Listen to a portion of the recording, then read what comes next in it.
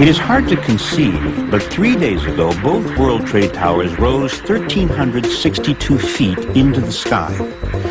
Visit those same towers today. At their tallest point, they rise maybe 100 feet above the street. And while it's true there are 6 floors below street level, now filled with debris, engineers at the firm that built the building's best guess to account for the missing 1,200 feet of material from each tower is that large portions simply vaporized into the dust that rained down on New Yorkers immediately after the collapse. It was that powerful. Get out of it!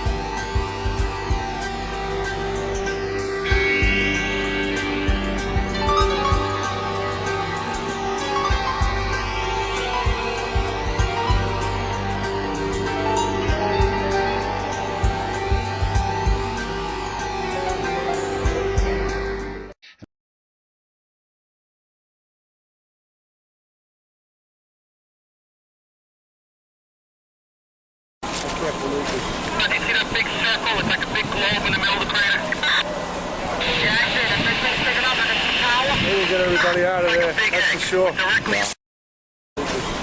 that big circle? It's like a big globe in the middle of the crater. Yeah, I see it. It's big enough like a tower. We'll get everybody out of there, that's for sure. You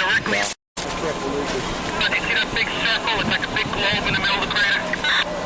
Yeah, I see it. It's big enough like a tower. We'll get everybody. I heard an explosion and the building from the top, the south building, just crumbled. Just completely went down. I saw it. It's hard to see all the pieces, but you can see it tipping over and just crashing to the ground. Now, I don't even know where it crumbled from on the south building because there's so much smoke I can't see anything now. All I can tell you is that the fire seems to have spread on the north building now because I can see the flames on the south side, which I couldn't see before.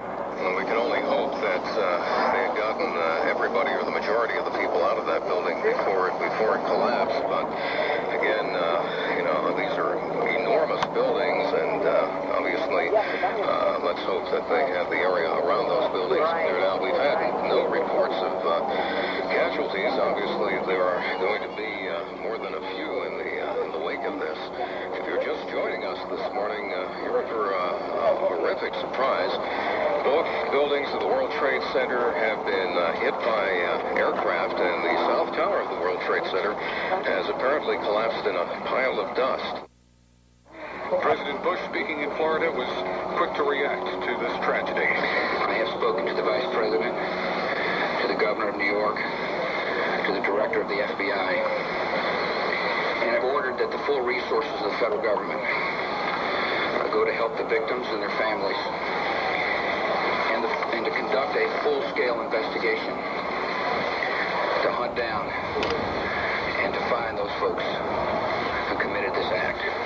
This is not only a New York story. In Washington, word that the Pentagon has been struck. A plane crashed into the Pentagon this morning. CNN's Chris Plant is in the nation's capital. And speaking to people here at the Pentagon as they're being evacuated from the building, I am told by several people that there was, in fact, an explosion.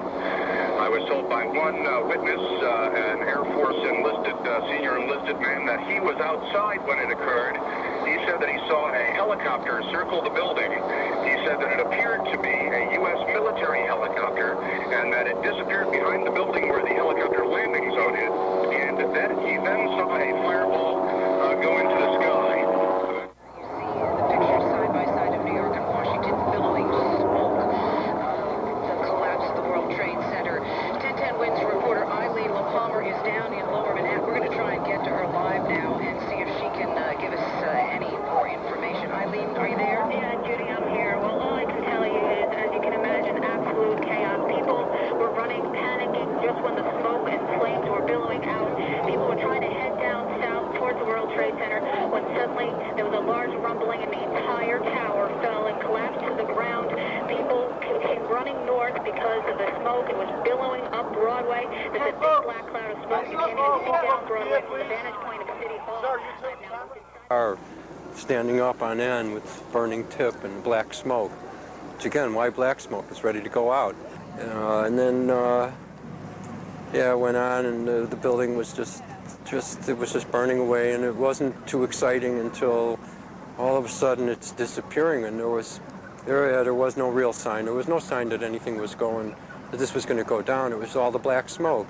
And the black smoke is really indicative that the fire's out, so you're waiting for all the sludge to go away and the fire departments to get up there, and